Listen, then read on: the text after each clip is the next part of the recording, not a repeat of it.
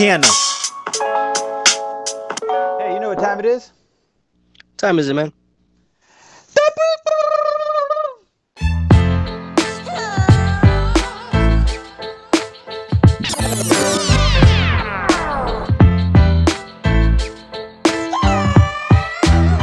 Welcome everyone to another episode of Beatdown, the segment and channel where two worlds collide. I am your host, Class. This is my co-host, Mr. J. How's it going, guys? We are back at it again with another one. We would like to remind you, if you like these videos, go in the section below, like, comment, subscribe, and always share. Yeah. And without further ado, today's episode is in honor of the recent John Wick 4, so we decided we're going to do one for the boy. So, I'm going to start things off by representing the man himself, John Wick. Let's get into the brief origin story. It's quite interesting. So, it starts off with any ordinary story. It starts off with a man who loses his wife to a tragic, disease. And then she winds up leaving him a little memento, a little something to honor her memory or something. And it was a little dog. So he decides, he named her Daisy, and he decides to raise this little puppy. And he's falling in love and attached to this puppy because it's the last thing he has of his wife. So he's like somewhat content at this point because he was kind of a little bitter, and he decided, okay. And then somebody decided to mess with him. And they didn't realize they messed with the wrong guy. Turns out that the people that decided to try to rob him for his car and to take anything, the last thing that ever really meant anything to him, which was that dog, he decided to come back out of retirement because guess what Wick used to do? He used to be an assassin for mobsters, for gangsters. He was the guy you would hire to take out boogeymen, okay? And they gave him the name the Boogeyman because of it, okay? And that is the brief origin story of John Wick. Okay. Let's get into the powers, abilities, and feats. I'm just gonna list because at first I was thinking maybe I'll just name every feat that has been ever done, but I'm just gonna drop two heavy things because I feel like this will already just bring home my point. But let's start off with the weapons, okay? A lot of weapons. DTA Stealth Recon Scout, an SIG Saucer P320. I'm sorry if I'm butchering this. I am not a guns guy. STI 2011 Combat Master, Walter CCP Glock 26, Kimber Warrior TTI SIG, which is a Saucer SAR MPX Carbine. Sorry if I'm saying that wrong. Heckler and a Co P30L. Sorry if I'm saying that. Kahari Arms CA-415. I don't know if I'm saying that right. Kimber Solo CDP. TTTR 1 Ultralight. Caltech KSG. Smith & Wesson SW 1911 SC. Benelli M2 Super 90. 4 incarceratory grenades. A K-bar serrated Tonto, and a Microtech UTX-70. Sorry, I'm saying all this like crazy, but I've never heard of these weapons before. I mean, seen them in action apparently though. Okay, so he has single-handedly in one movie took out 128 people. These are the feats. This is the okay. So I'm gonna start off with this. Okay, took 2 men out with a pencil. Okay, took down a giant with a thick book. Okay. He was at a library, a guy wanted to cut the time. He grabbed a giant book and just, bam, cracked his neck with it. It was insane. Took down a bunch of guys using only blades and his ability to throw them like a hatchet. Okay, this is the most impressive feat I will bring to the table.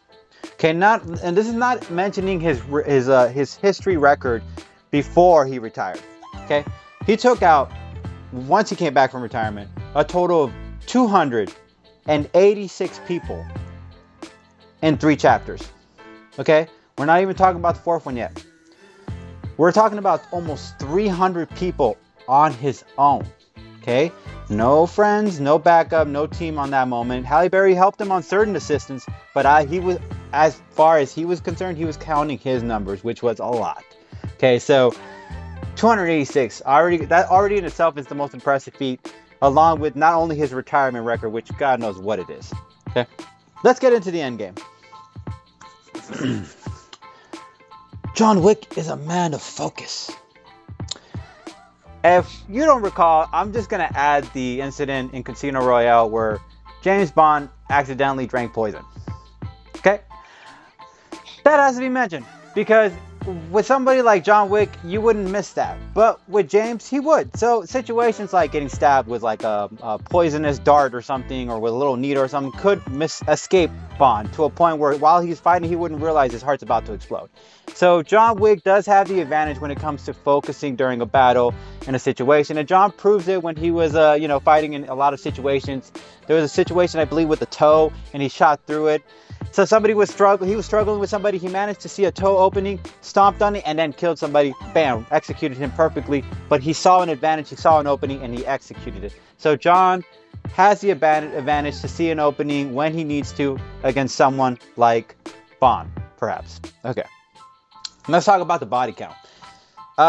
James Bond throughout the whole franchise has not killed 300 people or close to 300 people.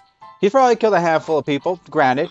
But 286 people out of retirement? No. During his time in the missions, yes. Maybe, but not as much as John Wick. And this is before retirement. Okay, after retirement. Once he came back from retirement, bam. All these numbers showed up. But before that, we don't know how many he has killed. Okay? They're probably going to mention it at some point. Okay? We have no idea. The last one he had to do to retire apparently was a very big massacre. So, yeah, keep that in mind. So, skills alone, I want to say that even though James Bond does have a license to kill, I do believe that John Wick's ability to execute people is a lot more efficient. With James Bond, it's a little reckless sometimes. With John Wick, it's not reckless. He's all kind of all about focusing and making sure he executes it perfectly. So I do believe that with James, a little reckless. With John, a little more focus. So, a couple other things is John Wick's suit is apparently bulletproof. I don't believe James Bond's suit is completely bulletproof. I'm sure it has limits to what it can do, but I have never seen it being able to deal with a lot of bullets compared to John Wick's gun or John Wick's suit, which happened to take a lot all at once simultaneously. You saw chapter 2 when they decide to betray him and flip the script on him. He had to use the suit in order to go through against a whole bunch of people who were carrying like heavy machine guns. So the suit is durable enough to handle things. But not only is the suit durable, the man himself is durable. This is the same guy who cut off his own finger. Okay, he didn't have no anesthetic, he didn't have no medication, nothing. He didn't even take a little puff of the magic dragon. The guy just cut his finger off to prove that he wanted to get back into the game. Another situation that occurred where John did something crazy, or it was unfathomable, was the time he got shot off the roof. Okay, last one before this one, he got shot a couple times in the chest, and then he fell off a roof. And it wasn't like, it was like 1-2 stories. It was pretty high up, and the guy managed to survive. That is saying something. So durability wise, I gotta give it to John. I want to say with Bond, he might have the stamina, or he might have the intensity to try to get it done quickly, but with John, he has the patience, the pace to handle himself, and on top of that, the pain tolerance. Granted, James did get hit with one of those little balls of rock into his special places, but with Wick, he actually took a piece of his own body part off. So with him, that's a little more, I gotta say, it's a little more tough than getting hit a little bit with the nuts. I'm just saying that out there. Okay, all right, now the last final point, just to bring it home, make it quick, is the fact that during a fight, both are extremely well with weapons and guns, no doubt about it. I'm sure they can handle each other with swords and everything like that, but Wick is the only one who can handle himself with just a basic object. Okay, Bond is impressive. He might be able to handle himself with a rope and stuff, but a big thick book or a pencil. Okay, Wick took 2 guys down with a pencil, and before that he took another guy down with a pencil. Okay, a pencil is not that much of a weapon. You could do a lot with a pencil, but to get it into someone's skull like that, the way he did, was insane. Okay, so I gotta say this. If they were in a home situation, Wick's gonna have more of an advantage in a fight. If they get into a different environment, it's Wick. If they both don't have weapons, both ran out of pistols, both ran out of ammo, drop their guns, it don't matter. Wick can use anything to his advantage and make it a weapon. Regardless of what it is, a basic household item or a school appliance, it don't matter. John Wick, the boogeyman, is taking you out, and he's taking Bond out of the game.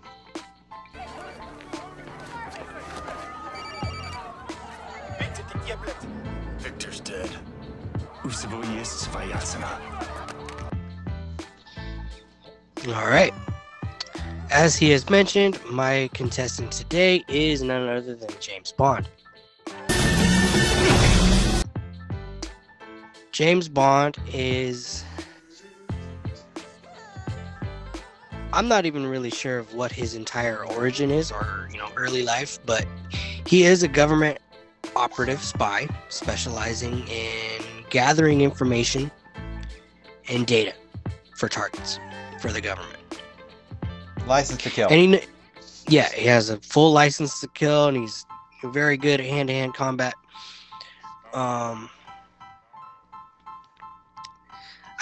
But he has so many gadgets and so many different cars and tools. I can't even list them all. I haven't even seen all the movies.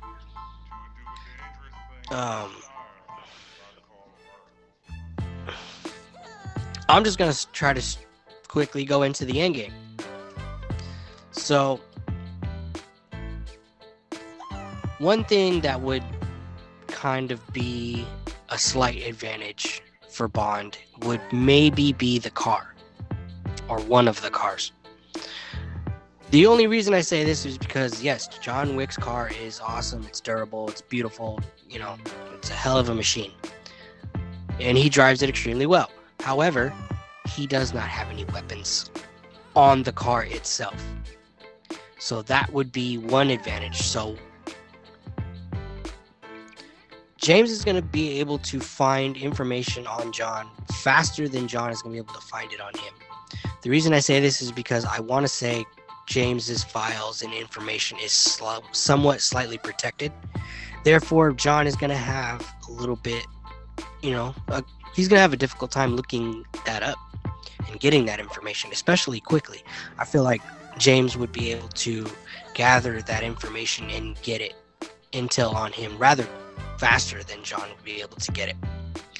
So, not only would James know John's location, but he would have information on him, and then he would be able to plan ahead of time in order to deal with him. He would know what tools to bring. He would know what cars to bring.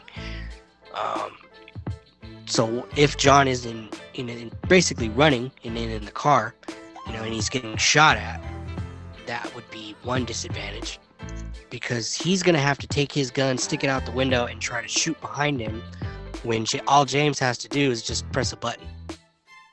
And he has like automated turrets on one. I'm pretty sure he had rockets on another one. He has just so many different tools that if John runs from him in the car, he can catch him or at least disable the vehicle. And who knows, maybe even John himself, because if the vehicle's disabled, it could crash. That would put John at in a difficult state. Hand to hand, yeah, I think John's better. He's a little bit more accurate with his firearms. But James just has too many gadgets, too many things that he can use to make the fight his advantage.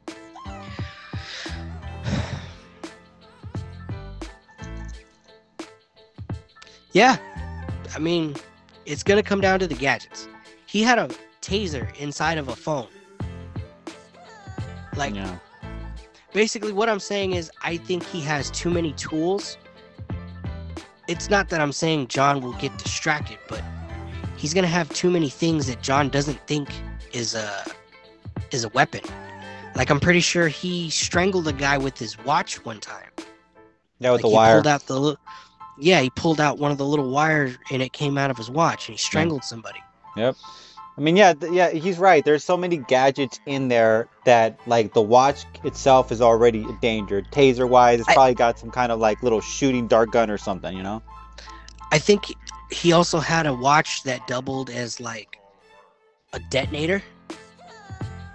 I think so. Like, for a bomb.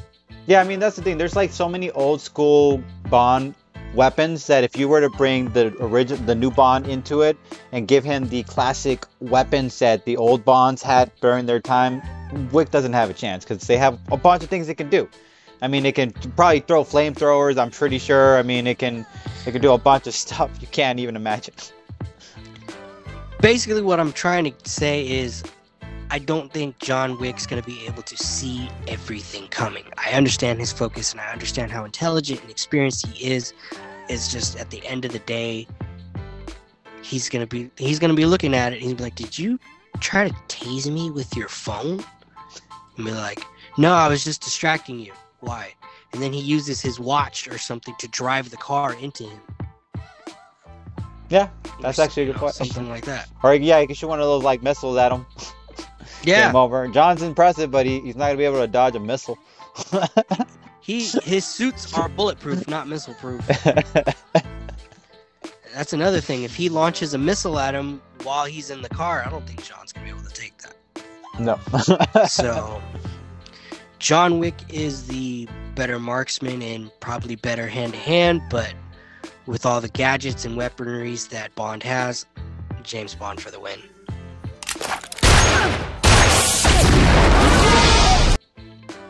Alright, okay. And as always, No Prayers fam, it's not up to me. It's not up to my boy Hal. It's up to you guys. So, if you guys like my argument, you know what you could do? You can hashtag John Wick. And if you like my boy's argument, what can you do, brother? Hashtag James Bond. And as always, No Prayers fam, we really appreciate you guys. Catch you guys later. Peace.